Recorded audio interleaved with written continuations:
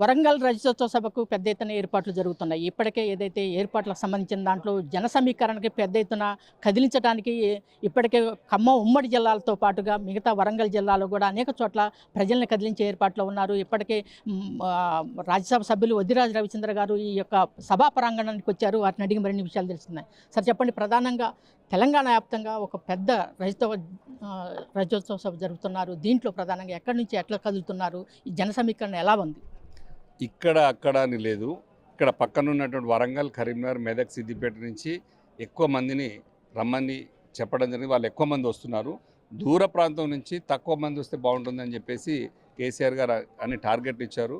ఎక్కడికక్కడ ప్రజలు స్వచ్ఛందంగా తరలిరానున్న సొంత వెహికల్స్ తీసుకొని బైకులు, కార్లు, ఏ వెహికల్ దొరికితే జీబు, లారీ, డీసీఎంలు, తుఫాన్లు, కొన్ని బస్సులు అరేంజ్ చేయడం జరిగింది. మేము ఎక్కడికక్కడ మాకు ఇచ్చిన టార్గెట్లన్నీ కంప్లీట్ చేసుకొని మా ఉమ్మడి భద్రాద్రి కొత్తగూడెం జిల్లా 5 నాయకులు వచ్చారు. మా అంతా సక్సెస్ఫుల్గా అందరం అరేంజ్ చేసుకుని పార్కింగ్ ప్లేస్ చూసుకోవడం, వచ్చే రహదారి ఎట్నుంచి వస్తే బాగుంటుందని రోడ్డు కూడా మ్యాప్ క్లియర్గా చూసుకుని మా దగ్గర నుంచి 5 కాన్స్టిట్యూన్సీల ఇన్ఛార్జీలతో పాటు మండల అధ్యక్షులు, క్యాడర్ కూడా వచ్చింది. ఆ రోజు ఎలాంటి ఇబ్బంది జరగకుండా సక్రమంగా వాళ్ళకి ఇచ్చినటువంటి పార్కింగ్లో పెట్టుకొని మీటింగ్కి ముందే వచ్చి కూర్చొని చేసుకునే విధంగా బ్రహ్మాండమైన ఏర్పాట్లు జరుగుతున్నాయి. ఆ రోజు 3 గంటల వరకే రాబోతున్నటువంటి ప్రజలందరూ కూడా అన్ని ఏర్పాట్లు, మంచినీళ్ళు, మజ్జిగ ప్యాకెట్లతో ఏర్పాటు చేసుకున్నాం. వచ్చేవారికి కూడా బస్సులలో భోజన వసతులు, మంచినీళ్ళ వసతులు పెట్టుకున్నాం. సభ చరిత్ర తిరగరాయనుంది.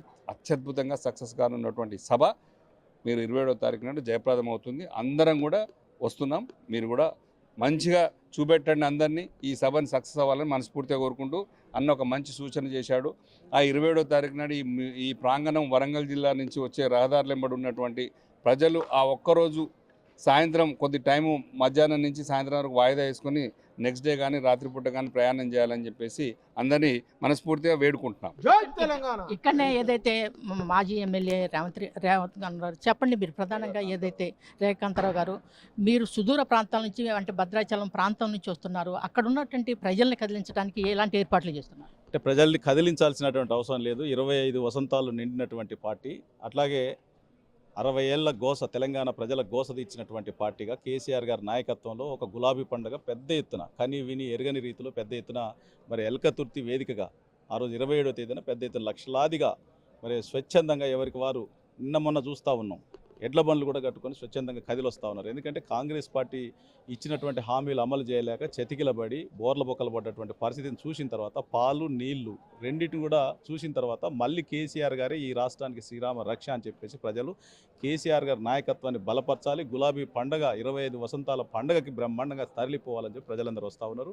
పెద్ద ఎత్తున ప్రజలు వస్తూ ఉన్నారు. కాబట్టి ఖచ్చితంగా మరి మేము ఒకటే సూచన చేస్తాం, ఆ రోజు ప్రజలు ఏదైతే పర్సనల్ పనుల మీద బయటికి వచ్చేటువంటి ప్రజలు ఎవరైతే ఉన్నారో ఆ రోజు ఒకరోజు పోస్ట్ పోన్ చేసుకొని నెక్స్ట్ డే పెట్టుకుంటే బాగుంటుంది. ఎందుకంటే ట్రాఫిక్ ఇబ్బంది కలగకుండా ఆర్టీసీలు కూడా మేము ఒక 3000 బస్సులు బుక్ చేసినాం కాబట్టి కొంత ఇబ్బంది కలగకుండా ప్రజలకి మరి మా సూచన పాటించాలని చెప్పేసి విజ్ఞప్తి చేస్తూ ఉన్నాం. ప్రధానంగా గులాబీ పండగ జరుగుతుంది, పెద్ద ఎత్తున ప్రజలు తరలి వస్తున్నారు, ఈ సభను సక్సెస్ చేస్తున్నారని చెప్పేసి వద్దిరాజు రవిచంద్ర గారు చెప్తున్నారు. కెమెరామెన్ సుధాకర్తో చిరారవి, 99 టీవీ, ఎల్కతుర్తి.